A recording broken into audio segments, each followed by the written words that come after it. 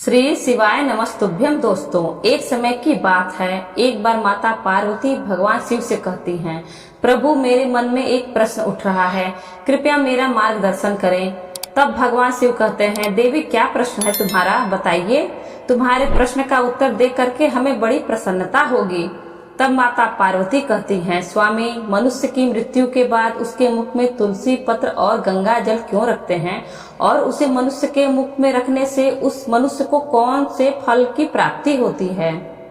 भगवान शिव कहते हैं, देवी, तुमने जो प्रश्न पूछा है वह समस्त मानव जाति के कल्याण हेतु अत्यंत उपयुक्त है। इसलिए देवी, तुलसी पत्र के संबंध में मैं आपको एक पवित्र कथा सुनाता हूँ। तब भगवान शिव कथा सुनाना प्रारंभ करते हैं। कहते हैं, देवी, गंगा तट के किनारे एक भील परिवार रहता था, जिसमें 5 भाई अपनी बहन के साथ रहते थे। उनके माता पिता की किसी बीमारी के कारण मृत्यु हो गई थी।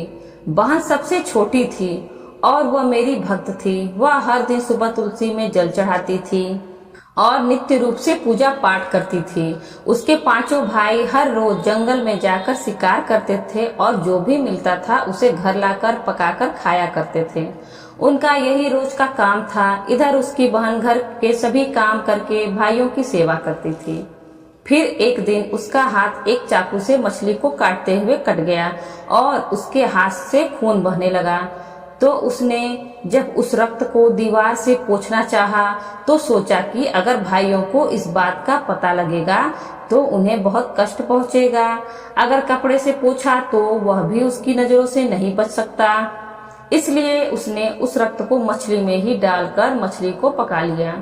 और जब रात को भाइयों ने मछली को खाया तो वह भाई उंगलियां चाटते ही रह गए। उन्हें वह खाना बहुत पसंद आया। फिर सबसे बड़े भाई ने बहन से पूछा कि आज खाने में क्या मिलाया है जो इतना स्वादिष्ट बना है। तो उसने कुछ भी नहीं बताया। अगले दिन खाने का स्वाद पुराने जैसा ही था। इसलिए बड़े भाई ने बहन को कसम दिलाई कि उसने खाने में क्या मिलाया था। तब बहन ने अपने हाथ के रक्त के बारे में अपने भाइयों को बता दिया। उस बड़े भाई के मन में एक ख्याल आया कि क्यों ना हम अपनी बहन को ही मारकर खा जाएं, क्योंकि इसके रक्त की चंद बूंदें ही इतनी स्वादिष्ट थी, तो फिर इसका मांस कितना स्वादिष्ट होगा। अगले दिन वह भाई अपनी यह कुटिल योजना सारे भाइयों को बताता है और सबसे छोटे भाई को छोड़कर सारे भाई राजी भी हो जाते हैं। तब बड़ा भाई अपनी बहन की हत्या करने की साजिश करता है। दूसरे दिन सभी भाई मिलकर अपनी बहन की शादी करने हेतु उसे दूसरे गांव चलने के लिए मना लेते हैं। फिर वह सभी अपनी बहन को रास्ते की एक छोटी सी गुफा में ले जाकर उसे बांध देते हैं और उस पर बाणों से वार करना शुरू कर देते हैं। तभी वह बहन मन ही मन ईश्वर से प्रार्थना करते हुए कहती है, हे प्रभु, अब आप ही मेरी रक्षा करें। बड़ा भाई अपनी बहन पर तीर चलाता है, लेकिन उसका निशाना चूक जाता है और बार बार प्रयास करने के बाद भी उसका निशाना बार बार चूक जाता है। फिर दूसरे भाई भी एक एक करके बाढ़ चलाते हैं और उन सभी का भी निशाना चूक जाता है। अंत में सबसे छोटे भाई को बाढ़ चलाने को कहते हैं, किंतु वह मना कर देता है। तब सभी भाई उसे ही जान से मारने की धमकी देते हैं। तो उसकी बहन स्वयं मुझसे विनती करती हुई बोली, हे प्रभु, अब आप मेरे छोटे भाई की रक्षा करें, चाहे आप मेरे प्राण ले लीजिए। ऐसा कहते ही सबसे छोटे भाई का बाण बिना निशाने के ही बहन के सीने को भेद जाता है। तब वह चारों भाई अपनी ही सगी बहन को काटकर पकाते हैं और आपस में परोसकर खाते हैं और अंत में सबसे छोटे भाई को उसका सिर खाने को देते हैं। वह अत्यंत दुखी होकर मन ही मन बहुत रोता है और उसने अपने कपड़ों में से एक मछली का टुकड़ा छुपाकर रखा था, तो उसने उस मछली को ही खाने में मिलाकर खा लिया। उस लड़की के छोटे भाई ने क्या किया कि उनके पास ही एक छोटा सा गड्ढा था। उस गड्ढे में उसने अपनी बहन का सिर और हाथ पैर के टुकड़े डाल दिए। फिर वह सब वहां से चले जाते हैं। दूसरे दिन छोटा भाई उस जगह पर आकर एक बांस का पेड़ अपनी बहन की याद में लगा देता है और उसे रोजाना पानी देता है। इस तरह कुछ दिन बीत जाने के बाद एक दिन एक साधु उस रास्ते से गुजर रहा था। उस साधु को लघु शंका हुई, इसलिए वह साधु मूत्र त्यागने हेतु जाते हैं तो वहां से आवाज आती है कि साधु महाराज, आप इस जगह पर मूत्र का त्याग ना करें। तभी वह साधु आश्चर्य से एक बांस के टुकड़े को काटकर अपने साथ रख लेता है और उस बांस के टुकड़े में से एक बांसुरी बना लेते हैं।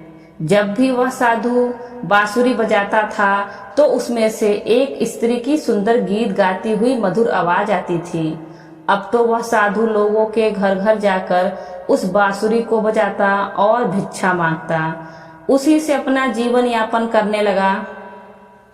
कुछ समय बीतने के बाद एक दिन वह साधु उस बड़े भाई के घर के पास गया तो उस बांसुरी से आवाज आने लगी कि इसी दुष्ट भाई ने मेरी हत्या की है। ऐसा सुनते ही बड़ा भाई घर से भागते हुए आया और उसने उस साधु को अपने द्वार से आगे भगाया।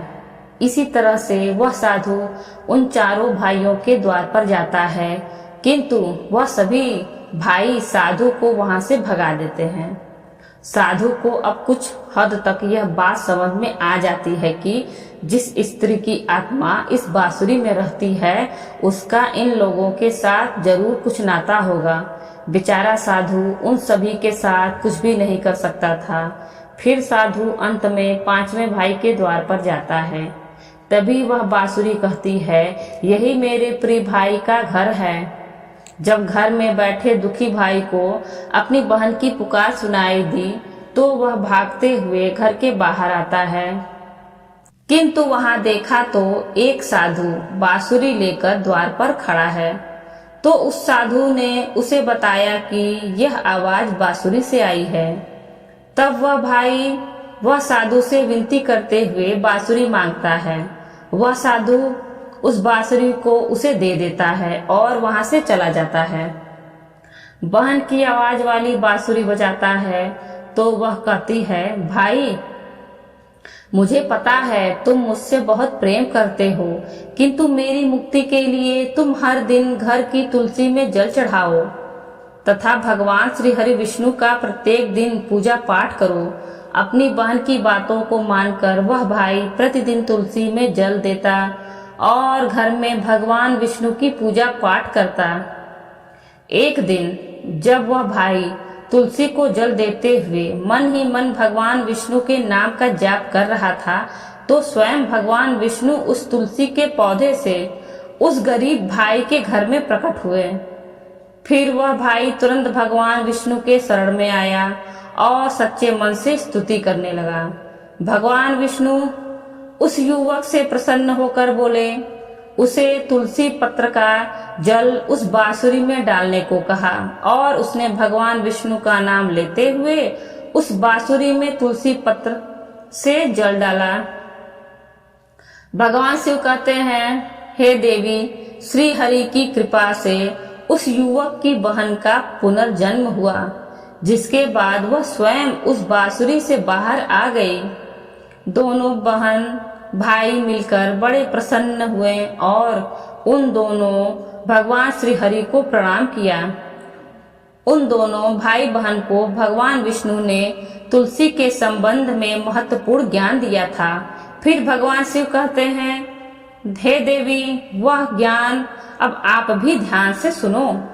तुलसी को देवी लक्ष्मी का ही रूप माना जाता है। तुलसी में हर रोज जल चढ़ाने से जीवन की सभी परेशानियां दूर होती हैं और घर में सुख शांति आती है। और तुलसी में जल चढ़ाते समय चंदन का तिलक लगाना शुभ माना जाता है। तुलसी में जल चढ़ाने का सही समय सूर्योदय से लेकर उसके 2 से 3 घंटे बाद तक का ही होता है। तुलसी के पौधे में रविवार को जल नहीं चढ़ाना चाहिए। मंगलवार को तुलसी में जल चढ़ाने से भगवान विष्णु और देवी लक्ष्मी दोनों ही प्रसन्न होते हैं। तुलसी में जल अर्पित करने से जीवन के दुर्भाग्य दूर होते हैं। फिर भगवान शिव कहते हैं, हे देवी, मृत्यु ही जीवन का परम सत्य है। मृत्यु के उपरांत व्यक्ति का विधि पूर्वक अंतिम संस्कार करने का विधान है। इससे उसके शरीर को मुक्ति मिल सके और जिससे वह एक शरीर को त्याग कर दूसरा शरीर धारण कर सके।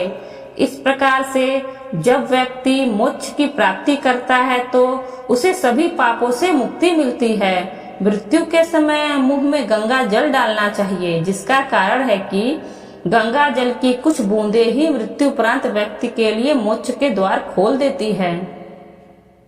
मृत्यु के समय व्यक्ति के मुख में गंगा जल डालने से उसे कई शारीरिक कष्टों से मुक्ति मिल जाती है और आसान मृत्यु मिल जाती है। यदि मृत्यु के समय व्यक्ति के मुंह में तुलसी की पत्तियां रखी जाती हैं तो मरने वाले व्यक्ति की आत्मा को भगवान विष्णु का आशीष प्राप्त होता है और मुक्ति मिलती है, जिससे शरीर के सभी सारे कष्ट दूर हो जाते हैं और आत्मा सभी बंधनों से मुक्त हो जाती है। तुलसी के नाम से ही यमलोक में जो कष्ट देने वाले राक्षस हैं वह शांत हो जाते हैं और उसे मोक्ष की प्राप्ति होती है। इसलिए मोक्ष के लिए ही गंगा जल और तुलसी का सेवन मृत्यु के समय किया जाता है।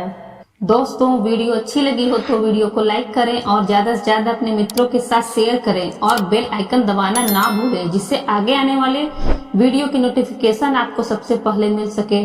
और इसी तरह के वीडियो देखने के लिए हमारे चैनल हिंदी कहानी नई पुरानी को सब्सक्राइब करें। धन्यवाद।